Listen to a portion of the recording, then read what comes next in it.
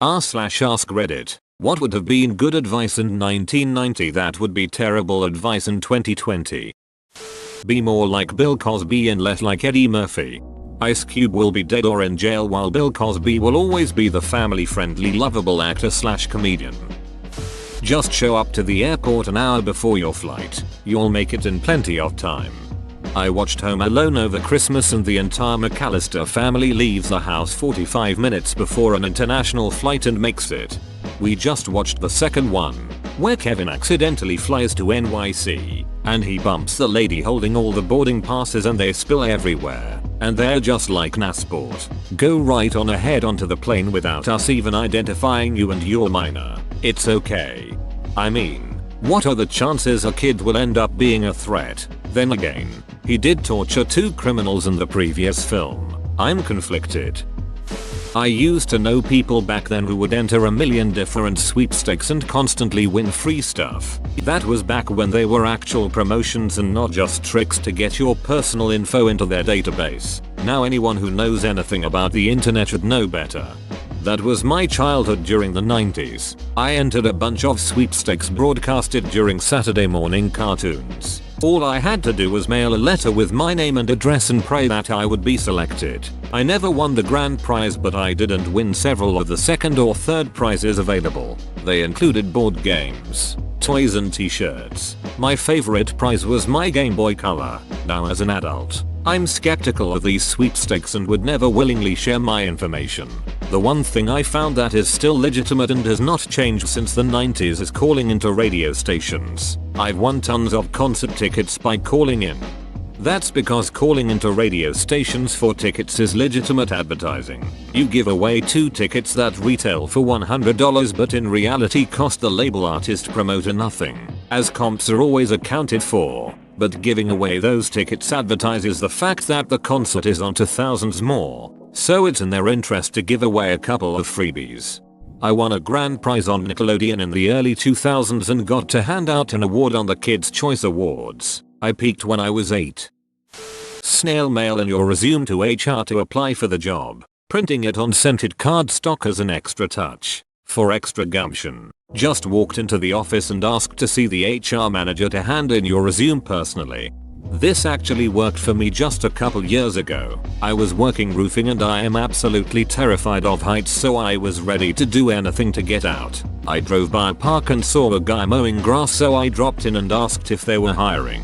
They said no but took my resume just in case. 2 days later I get a call asking if I could come in for an interview on Monday. I say no BC, I had my roofing job, so they ask if I could get there in an hour. So I wash the roofing tar off me and throw on my cleanest shirt. An hour later I am being interviewed for a park warden position I wasn't remotely qualified for, but their warden quit last minute and they happened to find my resume in a desk drawer. A week later they handed me the keys to a Dodge Charger to drive to the other side of the province for 3 weeks of training. It was the weirdest thing to happen to me that had the biggest impact on the direction my life was headed. That's awesome. Are you still at the warden job? If you have any info on how to get into that line of work, I'd love to know. You'll have to find him and give him the resume you just happened to have with you. Then wait a few days to find out. A video rental store is a good investment.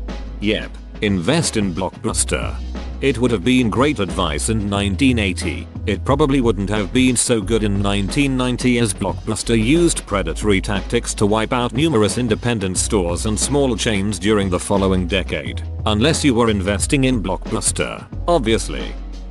Put some of your savings into a CD, certificate of deposit. True 1988 story. One of my childless great aunts gave all of her great nieces and nephews $10,000 to put into our college funds. I put mine into a CD. That $10,000 made $88 a month. Not per year. Month. My teenage brain did the math and said if I can do that a few more times then I'm set for life. Now a $10,000 CD is at about 1.5% APY for 6 months and literally 0.02% for 12 months. You'd make $2 in a year. Even as late as 2007 rates were like 5%. Crazy to think about now.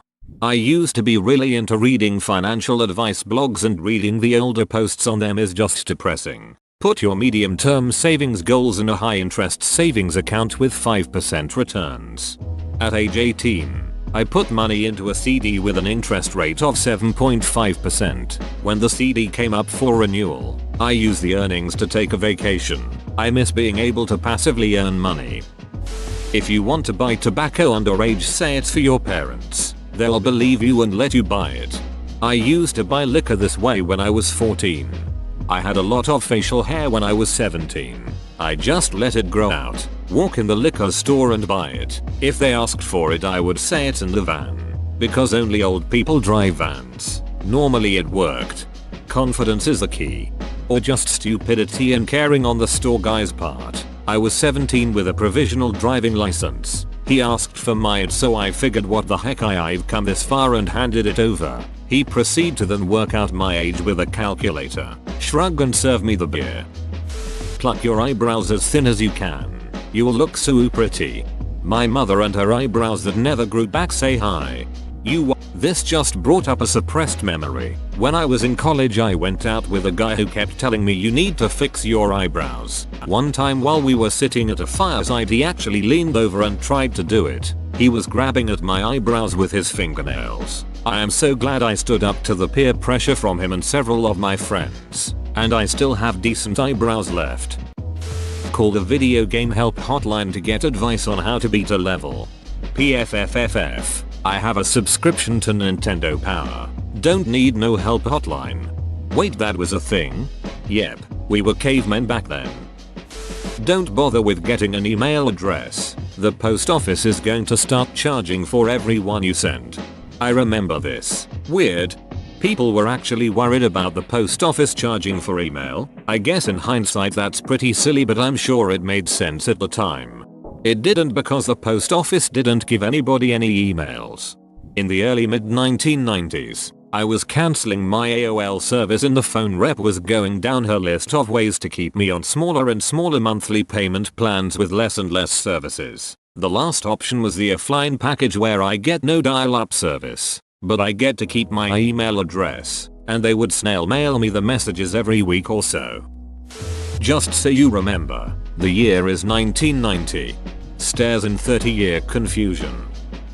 If your video game is acting up, take it out and blow on it.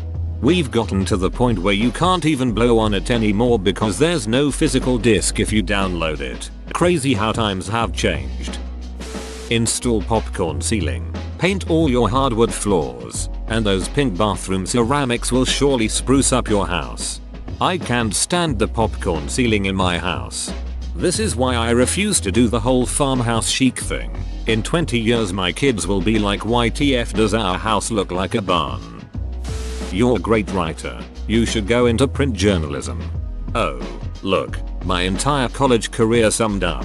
My story exactly. Got into journalism in 90's, enjoyed some success, then ended jobless in 2016. Now he writes romance novels, because we all know that's where the real money is. You joke, but in 2017 I self-published 2 books. One, under my own name, was a thought-out, considered, science fiction novel with interweaving plots, twists and action. Comes to about 350 pages in print, £2.99 on Kindle and £8.99 print. The other was a slapdash 4-scene porno that I published under a pseudonym. 50 pages in Google Docs and I wrote it in an afternoon.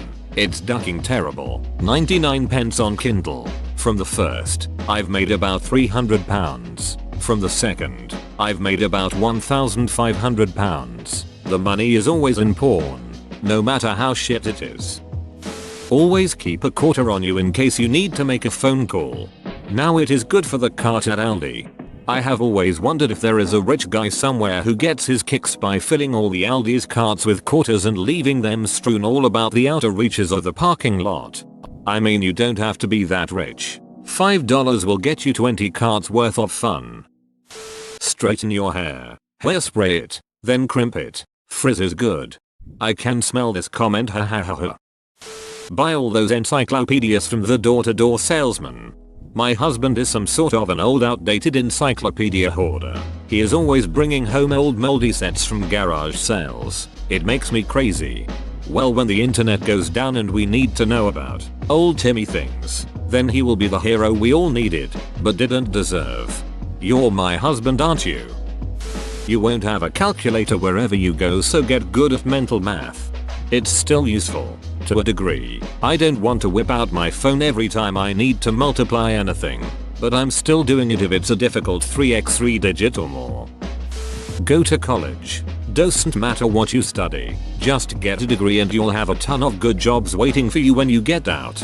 Wife went to Kent State, graduated in 1996, all on student loans. We paid $210 or so a month for 10 years. Would not be able to swing a student loan payment now. You should totally paint your face black, put on a sweater, and go to the Halloween party as Bill Cosby. Just go visit your neighbor unexpectedly. They'll appreciate that and probably serve you some tea. Honestly, this depends on your relationship to your neighbor. I can say that with 3 of my neighbors we can do this with each other. To be fair, they are all over the age of 50. Install built-in shelving to store all the books and removable storage media you've collected. Those obscure Disney movies you like won't be available in 30 years. Remember the going back into the Disney vault bullshit? If you put tape over the holes on the top of your cassette tape, you can record over an old tape. Best way to catch that song on the radio. On New Year's Day, I would have a cassette tape ready to record the top 20 songs from the previous year off the local radio station. Sit there all jumpy trying to get the song to cut off before the jockey would start talking and trying to skip the commercials playing. I wasn't moving from that spot for anything.